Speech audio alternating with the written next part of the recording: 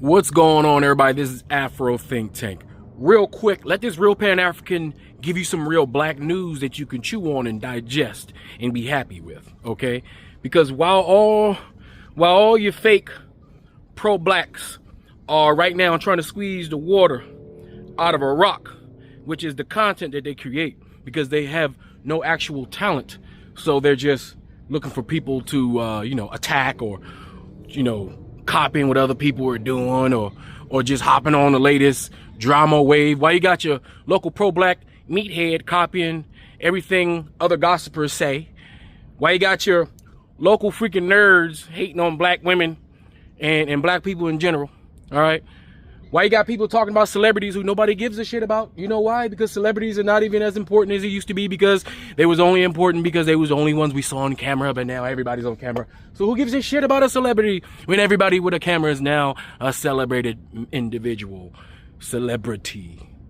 Huh? Why you got people still trying to argue about who invented hip hop? Like, who even gives a fuck? Because it was a black person, it's black culture.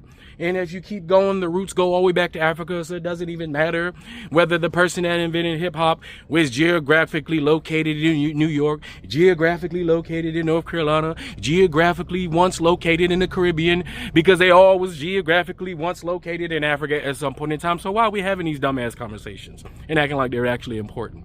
Why we have all these fake-ass pro-blacks having non-important conversations, and we got the dumbest amongst us on the internet having debate leagues and shit, minor league debate leagues, where they cosplay as intellectuals and shit, and they pick names and goddamn titles, and they put the little Power Ranger suits on, and they go out there and have a great time because they ain't got shit to do in real life. So they get on the internet and they argue with other dumbasses about shit that's irrelevant, while pretending like they're a part of any of these real serious movements like Pan-Africanism, pro-blacknism, black nationalism, all these cosplayers on the internet here to entertain us, because that's the only thing they're good for is entertainment. While all that is going on, this real Pan-African, okay, is going to give you some good news that's happening in the black community, that's happening on the world, that directly affects real Africans. While pretending not to be African because they self-loathe themselves, right? A big discovery, a big development happened, right? That all black people, no matter what you pretending to be, are affected by. And that is sickle cell. Sickle cell has been cured. Did y'all hear what I said?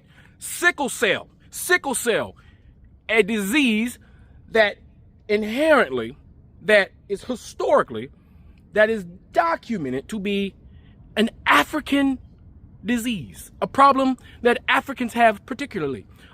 A gene that we have, a situation that if you are of African descent, you are susceptible to. You either know somebody or you are the person who has sickle cell. A serious disease, a serious gene mutation that was meant for us to fight malaria, right? But for some reason, it attacks us in other ways every now and then. So we all have special genes. You see, us African people, we're special.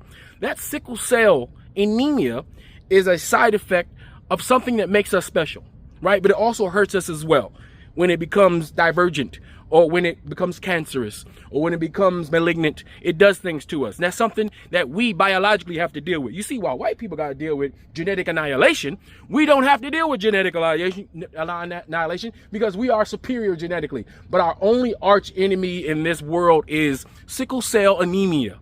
Sickle cell. You see, as black people take over this globe and eventually we start to, spread across the galaxy, because it's only going to be us left, right? There are certain things that we need to tackle, right? And that's that goddamn sickle cell anemia, right? That's the bane of the black person's existence. And now it's being tackled. And I don't know who the scientists who figured this out. I don't know who the team of scientists who figured this out. But thank you very much. Whether you are a Neanderthal savage barbarian who has been enlightened and reminded yourself that you are human, and somewhere inside of you there's a black gene right in there, and you're utilizing that to be a human within society, and you took all that time to try to solve a problem that more than likely, if you are not black, did not affect your community as much as it affects others, but you selfishly did that. And thank you for whoever you are, because you will not be named. No one will celebrate you. You won't be rich. They won't make you famous. All right, you just get patted on the back, and then they will send you on your way, as all the corporations will take advantage and try to make a profit off this discovery, right? But I thank you, and all Africans thank you, because this is only the beginning. Soon, hopefully, all people will be cured of sickle cell anemia, accusing white people, Asian people, and all those people who have sickle cell anemia, because you all, in fact, belong to us. Therefore, if you're a white person and you got sickle cell anemia, you're Asian and you got sickle cell anemia, maybe you should do your DNA and see where your most recent ancestry come from, because that might be an indicator. I'm just saying. Anyway, you guys tell me what you think about this wonderful news in the comment section. This Afro Think Tank. Learn some tea-tung. I'm out. Holy cow, folks, the FDA is going to review on Tuesday a potentially new cure for a rare blood disorder called sickle cell disease, and it would be the first FDA-approved treatment for a type of gene editing tool known as CRISPR, if you've heard about that before. Now, sickle cell disease is something that affects millions of people around the world. It affects about 100,000 people in the United States, and it's a disorder of the hemoglobin found in red blood cells, causing it to look like a crescent shape, and that can disrupt the blood vessels and cause very significant pain, organ damage, which can include in the lungs and in the brain, and it can be very severe, potentially life-threatening in certain situations. Right now, the only cure is having a closely matched blood donor to do a bone marrow transplant, but there is risk of rejection with this. In the briefing document released yesterday, there were 46 patients who got this treatment, and 30 of them have been followed up for at least 18 months, and none of them were hospitalized for pain crises related to sickling from the sickle cell disease. CRISPR gene therapy can be a huge step forward in treating various diseases such as sickle cell disease. It'll be interesting to see what the FDA does on Tuesday. So if you have questions, leave it in the comments section. Follow to learn more, and be well. Today I started step 1 of my gene therapy treatment for sickle cell disease. The treatment starts with a red blood cell exchange, and the point of that is to get the amount of sickled blood cells in my body really low so that I can do the stem cell collection. So today I had to be at the hospital by 8:30 to get checked in to have the IV catheter placed. The catheter can go either in your neck or in your groin area, and they placed it in my groin today. So they take you into like a small surgery area, and then they numb it, and the numbing injection hurts more than the actual catheter placement, which was a relief. So then after the catheter is in, they took me into the room where they do the red blood cell exchange, and they pre-medded me with Tylenol and then also Benadryl. And here's kind of my view of the catheter, like the opening ends where they can inject you with things, and also where the red blood cell exchange takes place. And then this was them doing the labs to see what my blood levels were at before the red blood cell exchange. And then this is what it looks like when they started it. And this is the machine that does it. It's really cool. It takes your blood out as it's putting new blood into you. And it's a really complicated, cool looking machine that they use. It took a little bit under 2 hours for the actual exchange. During the exchange, I just felt a little bit cold. So I had like 3 layers of blankets. But besides that, I was just drowsy because of the Benadryl. I didn't have to be admitted for this, which was nice. I just got the exchange, and now I'm back home. I ran out of little videos to do a voiceover for, so I just wanted to finish by saying that after the exchange was done, they take your catheter out, and that part for me was definitely the worst part. It's such a weird feeling, and you're numb when they put it in, so you don't feel much. I felt like a little bit of pressure, a little bit of a burning sensation when they did the numbing agent, but nothing crazy. When they take it out, they cut the little stitches that they had put around it when they insert it, which was fine. It's a really thick and long catheter that goes in there, so they do have to make an incision to place it, and then they put some little stitches to keep it secure while you're getting the blood exchange. So basically, to remove it, they snip the stitches, and then the nurse tells you to breathe in, you breathe in, and then they pull the really long catheter out. And it's pretty shocking, like when you see the size of the catheter that was inside of your vein. It was definitely longer, or like a similar length to my forearm, which is crazy. And I'm not squeamish at all with like blood or like needles or any like medical stuff normally. But then the sensation of them sliding the catheter out, as well as kind of like seeing it out of the corner of my eye, they basically had me laying on my back, and then told me to breathe in, and then removed it quickly. You can feel it like sliding out. It made me really like nauseous and lightheaded, and I honestly almost fainted. And so Yeah, that was probably the worst part of the whole thing, was the removal of the catheter, which is not what I thought. I thought that the placement of it was going to be worse. But yeah, I'm home now. I feel good because I got, a whole bunch of new blood. I forgot to mention this, they took labs again at the end of it so that they can see, the progress it made. I haven't seen those lab results yet. My hemoglobin started at 7.3 this morning as like kind of my baseline, so I'm curious to see what the blood exchange has done for me. But I feel pretty good right now because of all the blood that I got. And then they want me to be careful with walking because the incision where they place the catheter is in kind of a high movement area, so they want me to be really careful with like movement for the next 48 hours and then kind of let it heal on its own. But I have like a really big bandage on my like upper inner thigh right now. They don't want me to shower for 24 hours. And yeah, that was my day one of the Lyfgenia gene therapy, or like the things that are leading up to me actually getting like the Lyfgenia. But yeah, if you have any questions, feel free to comment or DM me. I want to document the whole process so that other people with sickle cell can have like something to reference, because I had a lot of questions going into this and there's not a lot of media coverage on it. So I wanted to put a good source out there for people to see like a firsthand account of what the treatment is like. Did you hear about the hospital in New York that announced a cure for sickle cell anemia? After being a patient at the Cohen Children's Medical Center in Long Island, New York, since he was 2 months old, Sebastian Bozil is the first person in New York to be cured of sickle cell anemia. Sickle cell anemia was first described in 1910. The disease affects more than 100,000 people every year of African, Mediterranean, and Middle Eastern descent. People with sickle cell anemia experience a mutation of their red blood cells, which prohibits oxygen from being able to be carried out to the entire body. They often experience blockages in their blood vessels, tissue damage, and excruciating pain. More than 100 years later, doctors finally have created a cure. The advanced gene therapy is called Lyfgenia, which modifies a patient's own bone marrow and stem cells to produce healthy red blood cells. The process can take nearly a year, where they take the patient's red blood cells to the lab, inject them with the Lyfgenia genes, and then reinsert them back into the patient's bloodstream. Well, how much does it cost? The price for the sickle cell cure is an astronomical $3.1 million per treatment.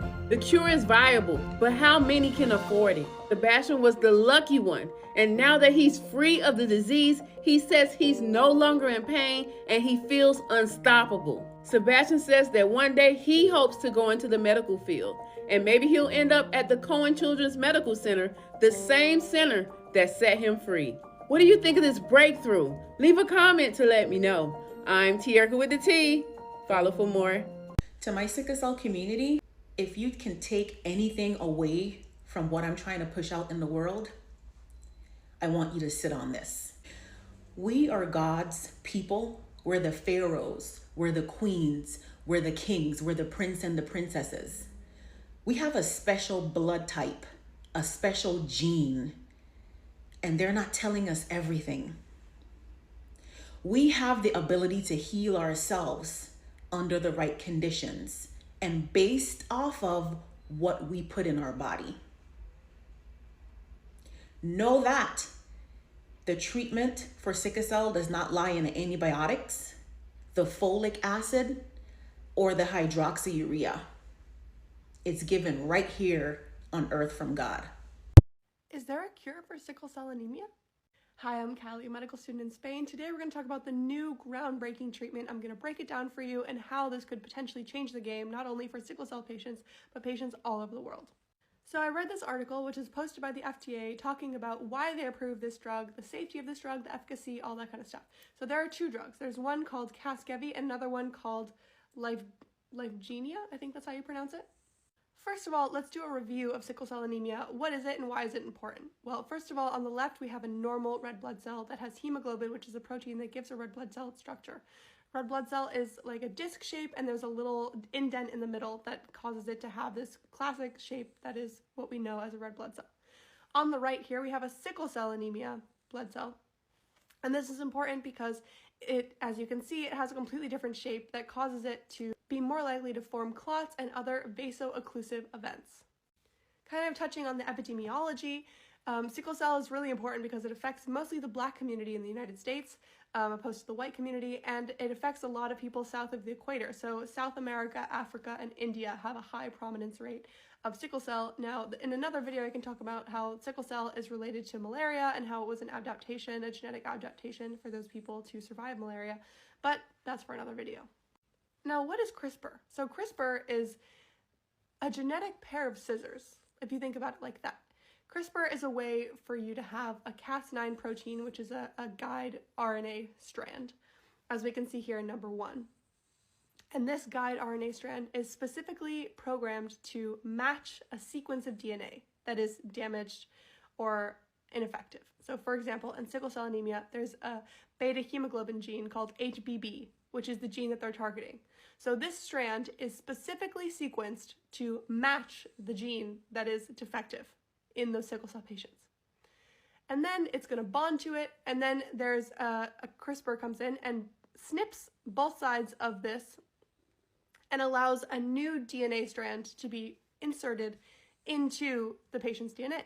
So we can call this like a medicated DNA strand, okay? This is the DNA that has the correct gene that was supposed to be in the patient's DNA sequence in the first place, but for some reason, because of genetics, they inherited a defective gene. So we go in, snip the bad gene, insert the good gene, and therefore, going forward, the patient's own DNA has the correct map of how to make this new protein.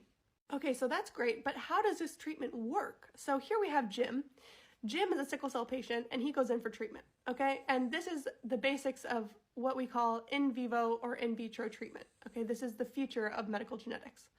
Jim has sickle cell, goes in for treatment, and they're going to extract Jim's stem cells with the mutant HBB gene that is defective, right? This is what causes him to have sickle cell red blood cells in the first place. So we take those defective blood cells and we go to the lab and we add CRISPR to the colony and we edit them so that all of these stem cells now have the correct gene. So we snip out the bad one, insert the good one, put it back together, and now we have these Jim cells that are now capable of forming healthy red blood cells. Cancer is a big side effect that can happen with genetic treatments. So they want to make sure that they monitor the cells, they look healthy, they look like they're ready. No other DNA has been edited, no other DNA has been altered except for the sickle cell gene. So they then do an engraftment into his bone marrow, which means that they transplant the cells from the lab, they put them into a medium, and then they put them into the bone marrow so that his cells are now redirected back into his body. And his body now has the information that it needs to create healthy red blood cells. The flowchart by the BBC screenshot to read. Okay, so we've gone over sickle cell, we've gone over CRISPR, we know how the medication works. How effective is it? Okay, so before I explain to you what this means, let's just talk about VOC. VOC is vaso-occlusive crisis, which is a very painful event where a patient with sickle cell has blockages in their vasculature due to the sickle cell shape. Now, because it has that shape, they tend to like stick together and form clots. Okay, so knowing that, they measured a primary efficacy outcome or a positive outcome as freedom from these events for at least 1 year out of the 2-year duration of this clinical trial. 93.5% of patients achieved this positive outcome, which is insane. For a clinical trial, getting in the 90s for a percentage range is insane. That is just like astronomical. And this is super important. So let's talk about what this means. All treated patients achieved successful engraftment with no patients experiencing graft failure or graft rejection. Now, what does this mean? This means that 100% of the patients that were treated in this trial, which I think were 44 patients, all of them had successful grafts. That means that when they extracted the patient's cells, treated them, and then injected them back into the patient's body, no patients rejected those cells because they're their own cells, which is the idea and that was the hypothesis as to why this would be such an amazing treatment in the first place and why this is the future of medical treatments with CRISPR. So normally there's a risk of rejection or graft failure because the graft is coming from a donor And the donor has different HLA markers and different markers within its blood cells and within its immune system that can cause the body to set off its alarm system and say, hey, this is a foreign body, we don't want this, and attack them, which in a sickle cell patient or any sort of patient that has a chronic illness is very dangerous because those types of immunological responses can be very, very, very dangerous. Now, this is important because no patients experienced that. All patients had positive outcomes, which means that the theory and hypothesis that we had in genetics of, taking a patient's cells, editing them, and putting them back into the patient's body, because it's the patient's own cells, the body will realize that and not attack these cells. And that was proven true with this study. If you guys don't understand what's going on, I wouldn't blame you. So send me a DM or write it in the comments. I'll be happy to try and explain a different way or make sure that you guys understand. I would also encourage you guys to read the article yourself on the FDA, BBC, Nature, etc., etc. There's lots of articles that talk about this issue. So what do you think? Do you think we should have more CRISPR treatments? And do you think that this is now the beginning of a new era of CRISPR treatments and genetic treatments for patients?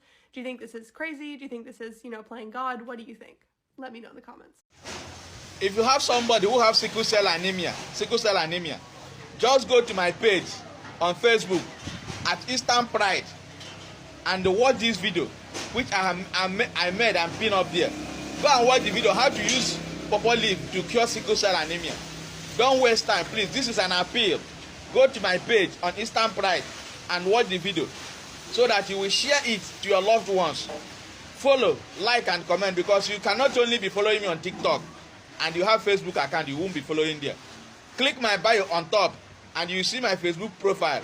Like my Facebook page. Follow. Watch the video. I will pin it up. I will pin it on top of my Facebook page so that you can watch it and share to your loved ones and apply it for sickle cell anemia patients. Please, this is an appeal. Let's get that page up. Let's grow that page together. Thank you very much.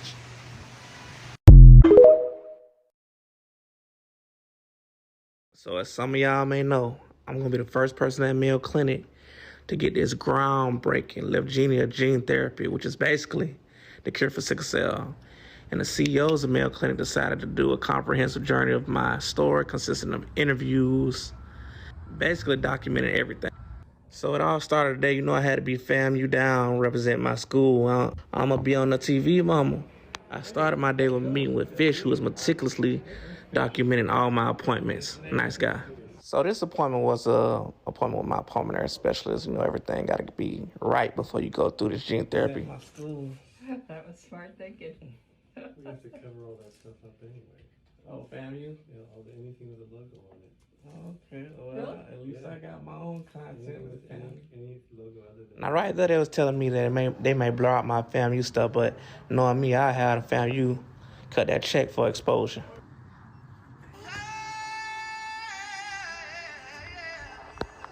So on the next episode, I'm going to show y'all how they place this catheter in my neck to do a red cell exchange. So tonight, Finally, the FDA has just approved anemia. a groundbreaking treatment, a cure for sickle cell disease that uses gene editing technology, offering new hope to those suffering from debilitating blood disorder. Here's Rahima Ellis. The medical breakthrough focuses attention on a long-overlooked genetic disorder affecting mostly African Americans suffering from an excruciatingly painful disease, sickle cell. The treatment, called Casgevy, is the first FDA-approved medical use of the gene editing tool CRISPR, and the beginning of a new era in medicine using this technology. It modifies the DNA in a patient's own stem cells so they no longer produce sickle cells, which can cause health complications and can lead to an early death.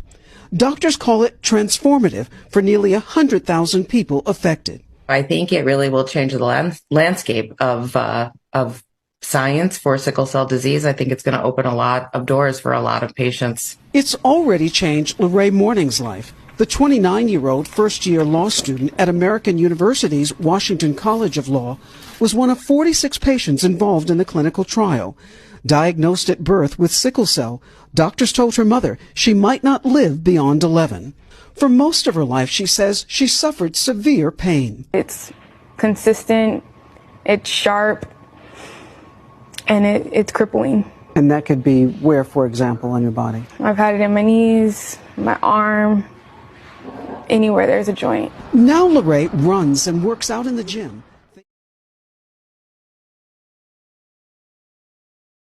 Where my sickle cell warriors at? This mom says, how have you been living without any medication for 21 years with sickle cell?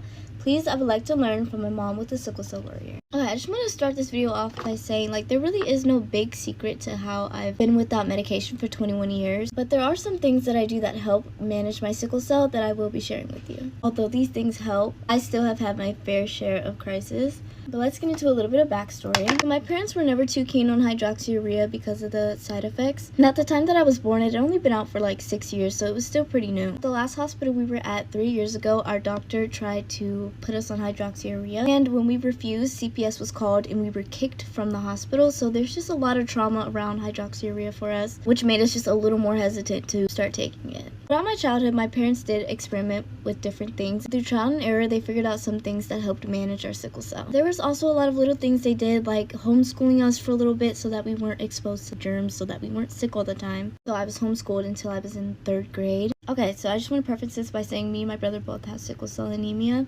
SS. My brother was younger, his spleen kept enlarging and they were threatening to take it out. And my parents found this stuff from Nigeria called discourse, and basically my mom read the ingredients on it and it's just potassium, but that helped his spleen and he still has a spleen to this day. Unfortunately, it is hard to get because it is from Nigeria. Yeah, that's one thing they did when I was younger. Probably the number one thing I do is take vitamins. I take supplements. My mom works at a vitamin shop for 10 years, so she knows a lot about vitamins. So naturally, we take a bunch of vitamins because sickle cell anemia is a deficiency. The vitamins and supplements, they don't cure sickle cell, obviously, but they do help the deficiency, which helps decrease the symptoms of sickle cell. So I'm going to share this YouTube video that my mom came across that basically gives like a natural remedy to sickle cell by taking different vitamins and supplements. Me and my brother are absolutely terrible at taking vitamins consistently, but once we did notice a difference in our sickle cell. We only were hospitalized one time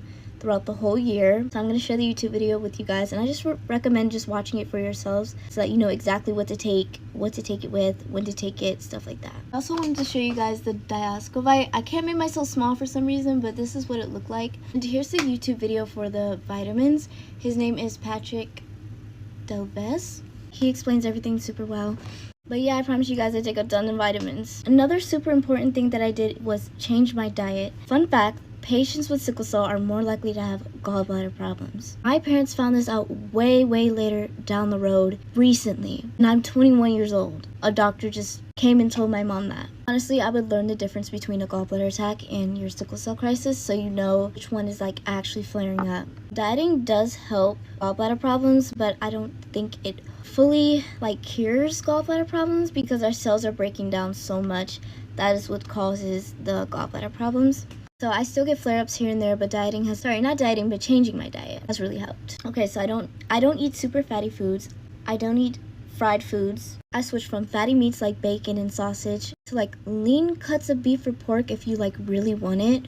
Like I do turkey sausage, turkey bacon, turkey, chicken, and I like seafood. And no processed meats, like hot dogs and stuff. Or processed foods for that matter. And did things like switching from butter to olive oil. Cut down on dairy. I don't drink regular milk, I drink almond milk, and I cut down on cheese. So I'll put half a slice of cheese on everything because everybody loves cheese, you know? And low fat everything if you do like yogurt, like low fat cream cheese and ricotta when we use those things. I gotta be careful with excessive amounts of eggs too because eggs can irritate the gallbladder. Sugary foods also irritate the gallbladder, so like sugary drinks, sugary like pastries, cookies, stuff like that. Now your girl's a sugar fiend. I love me some baked goods and some chocolate, but I just cut down on it a little bit. If I eat bread, it's gonna be wheat bread or gluten-free. I am like mostly gluten-free, so I eat like gluten-free pancakes, waffles, muffins, pizza, and nowadays there's some really good gluten-free options out there. So let me know if you guys want good recommendations because your girl is picky with her food. I know some good options, so let me know. The only fast food I eat is like the healthier options like Chipotle, Panda Express,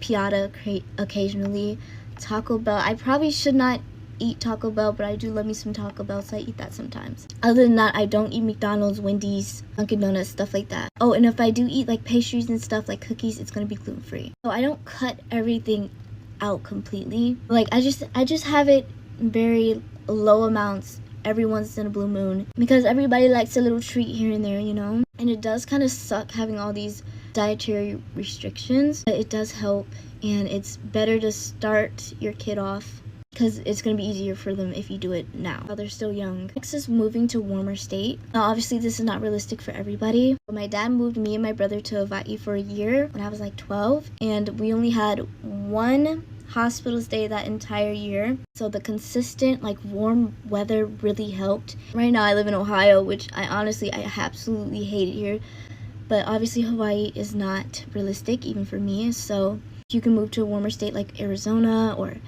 maybe Georgia, like states like that where the weather is just a little more consistent and warmer. Next thing is obvious, a little bit obvious, it's avoiding my triggers. Cold water triggers my crisis. If I get in like cold water or like a pool, it has to be a hot tub nearby, the draft super quick, or it has to be like a super hot day. I avoid going out in colder weather. I basically hibernate during the colder months. Of course, trying to manage stress, but depending on how old he is, he probably won't be stressing that much about it. I think it's when you get older is when you start to realize certain things and start stressing about it. That is pretty much everything I can think of right now. So yeah, those are all the things that I do to help manage my sickle cell. Let me know if you guys have any questions at all. I'll be more than welcome to answer them for you. If you want me to touch on anything else or explain anything in more depth, I got you. I really hope this was helpful and that I was able to give you guys good tips. As always, bye Pookies, love you. Sickle cell, we're talking about it. And even if you don't have this painful disease, chances are you know someone who does. So watch this video until the end. People with sickle cell anemia produce red blood cells that are misshapen or crescent moon shaped, hence the name sickle. Basically, those cells don't move so easily through the blood vessels, and they create blockages that prevent blood and oxygen from getting to other parts of the body.